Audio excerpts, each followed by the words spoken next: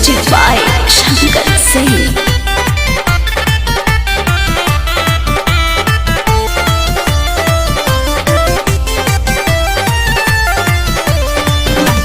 माथा न खराब कर देवरू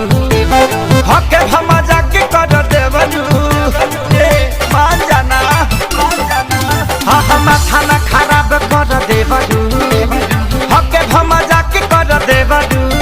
जनी छुआ तू जबाना डाटे लगी है सजाना जब देखी है वो कुर्ती खोली के लमुआ लिख के रखला बादाहिनी सहाय के चोली के लमुआ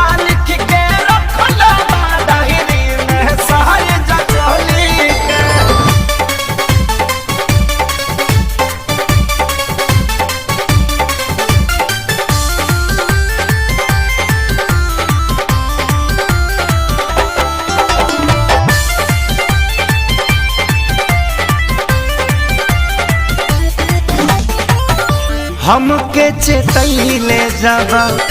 जाए लगल घर से हंसी मजाक जानी करी हो देवर से हमके चेतैले जब जाए लगल घर से हंसी मजाक जानी करी हो देवर से गाड़ी धरही